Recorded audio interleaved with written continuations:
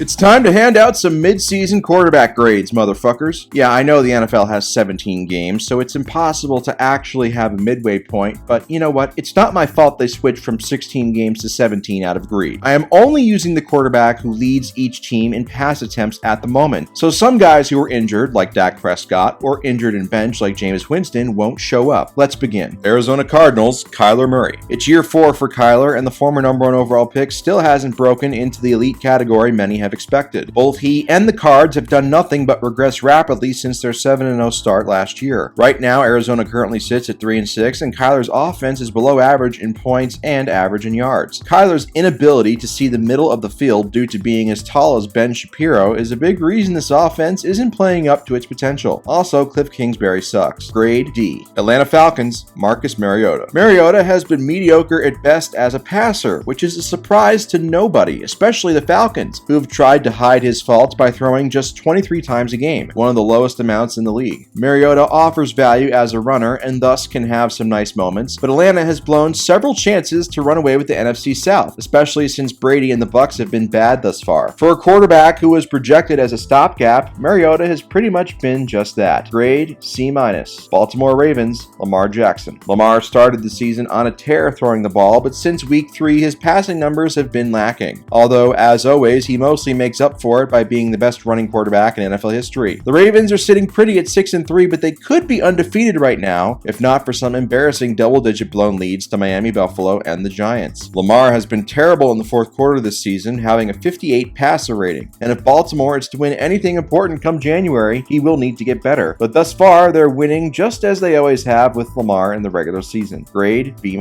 Buffalo Bills, Josh Allen. One of the biggest outliers in NFL history in terms of improvement, Allen was the clear-cut MVP leader for most of this season, but recently he's hit a snag. He played terrible in an upset loss to the Jets, and more importantly, appeared to suffer an arm injury that will likely hinder him the rest of the year and cause him to miss a few games, which could doom his MVP chances. But this video is ranking only what has happened thus far, and Allen has been one of the 2 or 3 best quarterbacks in the league on what looks like arguably the best team in the league. I just hope he isn't driving naked anywhere. Grade A. Carolina Panthers, Baker Mayfield. Coming into the year, there was hope Baker could regain his 2020 form now that he was healthy again, but it turns out the shitty 2021 version we saw is who he really is. He's been really bad on a Panthers team that fired their coach and looks to be in the running for the first overall pick. Mayfield started the first 5 games before getting hurt and benched for PJ Walker, ending racism. Now he's been seen doing defensive drills in practice. It's been a massive fall from grace for a guy who once looked like he would be a superstar franchise quarterback for the Browns. Grade F. Chicago Bears, Justin Fields. Following a dreadful rookie season, Fields got off to another dreadful start this year. But since the loss to the Vikings, he appears to have turned a corner. His rushing ability is on par or close to Lamar Jackson's, and although his passing still leaves a lot to be desired, he no longer looks completely hopeless when dropping back. I've been one of Fields' biggest critics, but at this very moment he is playing like the best quarterback from the 2021 class. That's really not saying much, but it's more than he could say last year. The key is if he can sustain and keep improving. Remember, Mitch Trubisky also looked promising in 2018. I advise Bears fans to be cautiously optimistic. Grade C. Cincinnati Bengals, Joe Burrow. Burrow looked like shit during the Bengals 0-2 start, but since then he has appeared to regain his footing, no offense to Rex Ryan, and played at the high level we saw last season. Cincy is 5-4, but they could easily be 7-2 if not for a blocked extra point versus Pittsburgh and a game-winning drive allowed versus Baltimore. Burrow still takes way too many sacks that kill drives in my opinion, and it's obvious he isn't quite as good when Jamar Chase isn't out there, duh. But he's a legitimately good quarterback, and Cincy has a legit chance to win every game as long as he's playing, which is something most teams in the league can't say about their quarterback. Grade B+. Cleveland Browns, Jacoby Brissett. I absolutely hate Jacoby Brissett. In a sports way, of course. He seems like a good guy off the field, but he is the absolute worst kind of quarterback to watch. He takes a decent amount of sacks, he doesn't throw a lot of touchdowns or interceptions, and he almost never throws deep. He's both extremely mid and extremely boring. He's also not clutch. As Cleveland has lost several games this year they had a chance to win but didn't due to Brissett's incompetence late in the game. Of course, we all know he only has a few more games before tremendous respecter of humans Deshaun Watson takes his spot. Like his stops in New England, Indy, and Miami, nobody will remember or care about Brissett's time as Browns starter. Grade D-.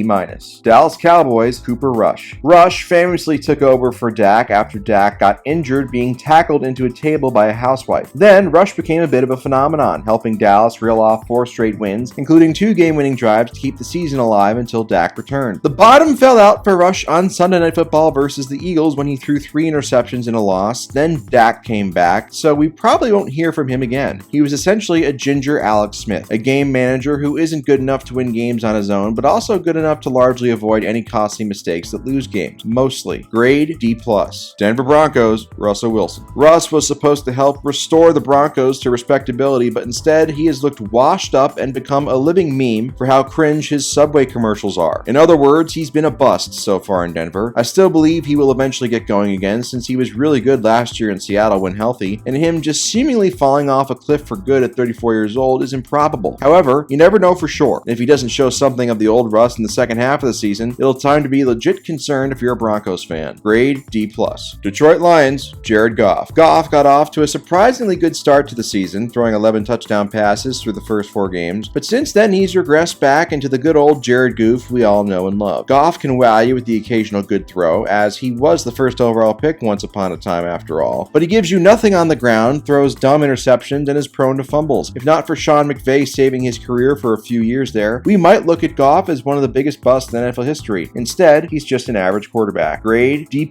Green Bay Packers, Aaron Rodgers. When the Packers beat the Patriots in overtime at home to move to 3-1, it appeared that another 12 or 13 win season was in the works. But instead of waiting until January to let everybody down like he usually does, Rodgers started extra early this year. Green Bay sits at 3-6, and Rodgers has been terrible by pretty much every metric. Despite his shittiness, he has had a chance to win multiple games at the very end, most notably versus the Giants, Commanders, and Lions, but failed to come through in the clutch each time, which has been his biggest weakness during his legendary career. The harsh reality is this: the Packers' title window in the LaFleur Rodgers era was from 2019 to 2021, and they choked it away. Now, Rodgers is old, washed up, and a weirdo. I believe everybody would be better off if he retired after this season. Rodgers would salvage some of his legacy, and Green Bay would finally get to see what they have in Jordan Love. Grade D. Houston Texans, Davis Mills. Mills was a feel-good story as a rookie for a terrible team. Now he's in his second year, his team is still terrible, and his numbers have gotten worse. It's not surprising that a third-round pick on a shit team is struggling, but that's the reality. The other reality is that Houston will likely move on from Mills after this year, and he'll be relegated to backup/spot starter duty for the rest of his career. Basically, he's destined to be another Sean Hill or Charlie Batch, and there's nothing wrong with that, but there is something wrong with his neck. I mean, good lord, that thing is a monster. Grade D-. Indianapolis Colts, Matt Ryan. The Matt Ryan era in Indy was short and disappointing, much like my penis. However, the Colts were a respectable 3-3-1 with Ryan under center, even though he had as many touchdowns as interceptions, took too many sacks, and did nothing as a scrambler. He got benched for R.C. Cola, Colt McCoy, and Sam Ellinger, but now Frank Reich has been fired for Jim Irsay's drinking buddy Jeff Saturday, so maybe Ryan will get another chance to be under center before he inevitably retires after the season to become a full-time family man, which he honestly should have done before this year, but I digress. Hey, do you remember how this guy blew a 28-3 lead in the Super Bowl to Tom Brady? I do. It haunts me every day and has ruined my life. Grade D. Jacksonville Jaguars, Trevor Lawrence. The most hyped quarterback prospect since Andrew Luck got a complete pass for his awful rookie season because Urban Meyer. Big improvement was inspected in year 2, and while Lawrence has indeed been better than he was as a rookie, that wasn't a very high bar to clear. Lawrence has had several good games, but he still had several clunkers that he shouldn't have for a quarterback as hyped as he was. His biggest issue is how awful he's been in clutch time thus far in his career, losing many winnable games for the Jags. He's no longer actively bad like he was last year, but to me, he should be farther along right now than he actually is. Grade C-. Kansas City Chiefs, Patrick Mahomes. Mahomes has arguably been the best quarterback in the NFL this season and is the current MVP frontrunner. Shocking, I know. There's really not much to say about Mahomes that hasn't already been said thousands of times. He's an absolute freak show and a legitimate once-in-a-generation quarterback. When he's on his game, there's never been a better quarterback in the history of the sport. He might not be quite at his 2018 MVP level, and he will still throw dumb interceptions at times, but he's an absolute force. Grade A. Los Angeles Chargers, Justin Herbert. This was supposed to be the year Herbert went from great to dominant, and it hasn't happened. In fact, he's currently putting up the worst numbers of his career. How much of that has to do with bad coaching? Joe Lombardi. And injuries is up to debate. But regardless, he's been disappointing thus far. However, LA is 5-3, and Herbert can make up for his disappointing first half with a strong second half. Simply put, though, there is no reason a quarterback with Herbert's talent should be averaging a putrid 9.7 yards per completion. Checkdowns are destroying this country, and when I'm president, I'll make sure to outlaw them as my first act. Grade C+. Los Angeles Rams, Matthew Stafford. For over a decade, people debated whether Stafford was a great quarterback in a bad situation or just an overrated and nincompoop who wasn't a winner. Then he went to LA and won a ring with a super team and was suddenly talked about as a future Hall of Famer. Now he's back to being absolute dog shit, once again causing people to discuss where his legacy falls. It's staggering how awful both he and the Rams' offense have been this year. LA's offensive line is terrible, yes, but Stafford should still be better than what he's shown this year. After a brutal loss to Tampa, LA is now 3-5, Stafford is hurt, and the downside of going all in to win a ring is finally hitting the Rams in real time. Grade D-. Las Vegas Raiders, Derek Carr. It's typical Derek Carr thus far, fluctuating from elite to average to awful on a seemingly non-stop basis. Getting Devontae Adams was supposed to help Carr stabilize his inconsistency, but sadly it hasn't. LA is sitting at 2-6 and has 3 losses on their resume where they blew a 17-point lead. Oh yeah, and also they had a random 24-0 shutout loss to New Orleans that happened out of nowhere. Raiders Nation is once again in shambles, and Josh McDaniels will be fired in the upcoming months and return to Daddy Belichick to be New England's offensive coordinator again. That's expected. The real question is, when will the Raiders finally decide to move on from Carr? You can do worse than him, sure, but you never get anywhere with him. He's quarterback purgatory in the flesh. Terrible place to be. Grade D. Miami Dolphins, Tua Tagovailoa. Arguably the biggest pleasant surprise of the season thus far, along with Geno Smith. Tua went from being average his first 2 years to putting up historically great numbers in the 6 games he didn't die in thus far this year. Of course, he is helped out tremendously by the addition of Tyreek Hill, Jalen Waddle's year 2 improvement, Mike Gesicki being good, and new coach Mike McDaniel being great at scheming players open. I'm always skeptical of an average quarterback becoming seemingly dominant overnight like Tua has, and I think other quarterbacks could do just as well as he has in his situation, but the fact is he's gone out and done it, and he deserves credit for that. Grade A. Minnesota Vikings, Kirk Cousins. This season started out as every Kirk season does. He dominated an afternoon game versus Green Bay, then the next week shit his pants in primetime versus Philly to land at 1-1. Another 9-8 or 8-9 season looked inevitable. But then something happened. Kirk and Minnesota have ripped off 6 straight wins. For a guy with a reputation of putting up great stats in losses, Kirk has spent most of this season putting up average stats in wins. It's been a complete 180 from everything we've ever known about him. Come through in clutch time over and over again to save the day. His worst individual season being his team's best season sure would be a hell of a twist in the saga of a surprisingly ripped and nerdy quarterback that everybody thinks is overpaid. Of course, this is still Kirk Cousins we're talking about here, so if Minnesota lost each of their last 9 games after this video came out, I would not be shocked in the slightest. Grade C+.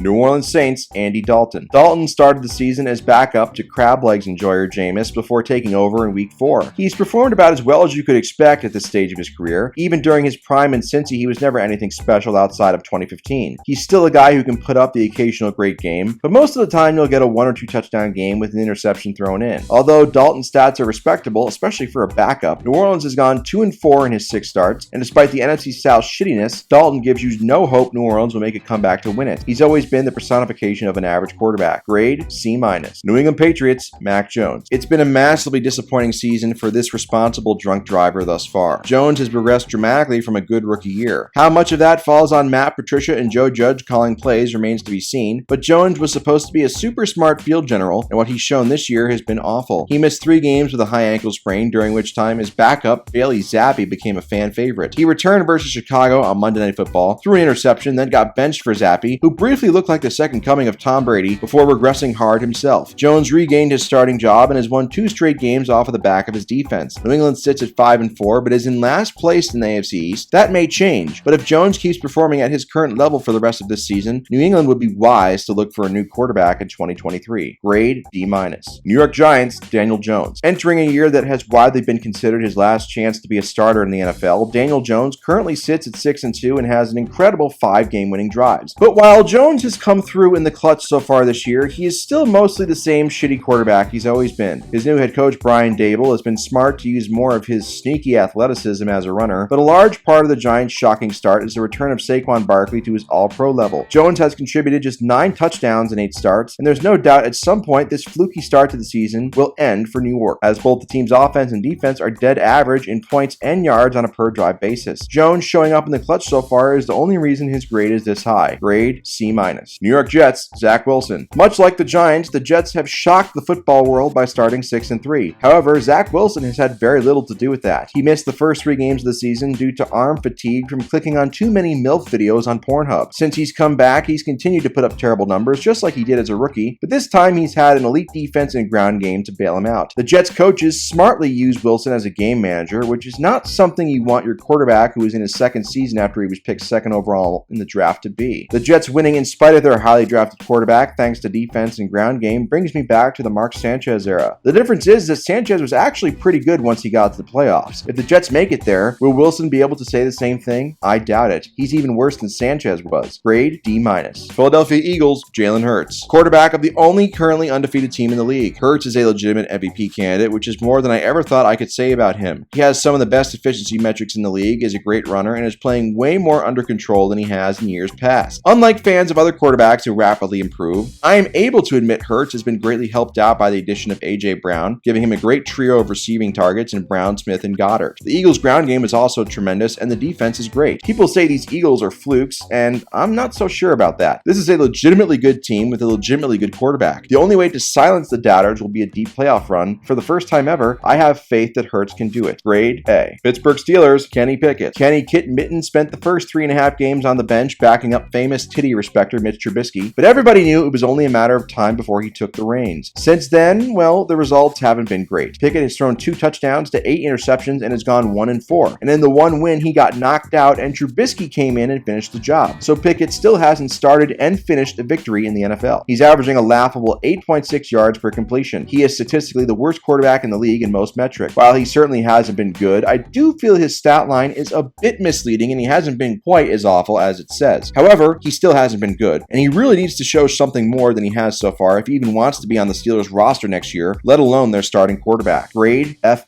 if that's even possible. Seattle Seahawks, Geno Smith. The most pleasant surprise thus far in 2022, in my opinion. Like everybody else, I'd written Geno off as a bust who would probably get benched after a few games this year, but boy was I wrong. Not only has Geno not been bad, he's been legitimately one of the best quarterbacks in the league, and his stats aren't Mickey Mouse stats off of screens and checkdowns either. He's been throwing darts all over the field all season long for a Seahawks team that is 6-3. We are living in a world right now where you could argue Geno Smith for NFL MVP without being laughed out of the room. I don't know how long this resurgence will last, but I am enjoying every minute of it. Long live Geno. Grade A. San Francisco 49ers, Jimmy Garoppolo. Oh, great. I just ruined my keyboard. Thanks a lot. Anyway, down to business. As you all know, this was supposed to be Trey Lance's year, but he went down with a season-ending injury in week 2, bringing the sexiest man alive back into the starting quarterback position for the Niners. San Fran has gone 4-3 with Jimmy under center, and he's once again putting up great efficiency metrics even though his reputation remains that he's a mid-quarterback at best. It's true, Jimmy is not a great quarterback, but he is not the scrub so many have made him out to be. He's a slightly above-average quarterback capable of great stretches of play mixed in with a dud every now and then. In a weird way, despite the narrative being Kyle Shanahan has made Jimmy, it's actually Jimmy that has saved Kyle Shanahan's career. Shanahan is 38-19 with Jimmy as a starter and 9-29 without Jimmy as a starter. You better apologize to my beautiful Italian angel right now, haters. Grade B-. Tampa Bay Buccaneers, Tom Brady. The good news for Brady haters is that he's 4-5 and putting up some of the worst numbers of his career. The bad news for Brady haters is that he's 4-5 and still in first place in the NFC South and will most likely get a home playoff game this year even if the Bucs finish around 500. Brady has thrown a lot of passes but not very efficiently. The Bucs offense is currently 25th in points per drive and 20th in yards per drive. Brady and the offense have been objectively bad, but this is Brady we're talking about here. So of course he has an elite defense that's top 6 in both points and yards allowed per drive to bail him out. In Tampa's 4 wins this year, they've scored just 5 offensive touchdowns. But fear not, the defense has allowed just 10.3 points per game in those games. Once you throw in that laughable roughing the passer penalty against Atlanta a month back, Tampa could easily be 2-7 or 1-8 instead of 4-5, but Brady is inevitable and he will never truly go away even though his wife did. He is football herpes and I could easily see him becoming the first quarterback to win a Super Bowl with a losing team because that's just how shit goes. God, I hate this motherfucker and just want him to go away and sell avocado anal cream or whatever the fucking shit it is he's pushing now with his snake oil salesman friend Alex Guerrero. Grade D for divorce. Tennessee Titans, Ryan Tannehill. Tannehill had those 2 great years in 2019 and 2020 out of nowhere, but over the last 1.5 seasons, he's reverted back to his form in Miami. Tennessee has the roster around him to cover up his flaws most of the time to win a good amount of games, but Tannehill remains a game manager at heart. However, he has absolutely nothing to worry about in terms of losing his job anytime soon, as Malik Willis has looked horrendously awful in his 2 starts after Tannehill got hurt. I can't imagine how happy he must secretly be. Tennessee won't be bad enough to get a high pick for a franchise quarterback in the upcoming draft, so he'll most likely continue to be Tennessee's starter in 2023, regardless of what happens the rest of this season. Also, his wife is really hot. God, Barry, you shouldn't have impure thoughts like that, you filthy sinner. Grade C-. And finally, the Washington Commanders, Carson Wentz. It's nice to know that despite all the changes in the world, Dan Snyder's team continues continues to be an absolute embarrassment, as they swung big to bring Wentz in as the franchise quarterback. Wentz actually looked decent the first 2 weeks, throwing 7 touchdowns, but over his last 4 games, he reverted back to the flawed quarterback we all know and love. He's missed the last 3 games with a broken finger, and if he returns this year, who knows if he'll even get his job back from Taylor Heineke. It's just so hard to believe this guy would have been MVP in 2017 if not for injury. As an Eagles fan, I'll always have a soft spot for him, but let's just say I'm really happy Hurts is my quarterback now instead of him. Grade D-.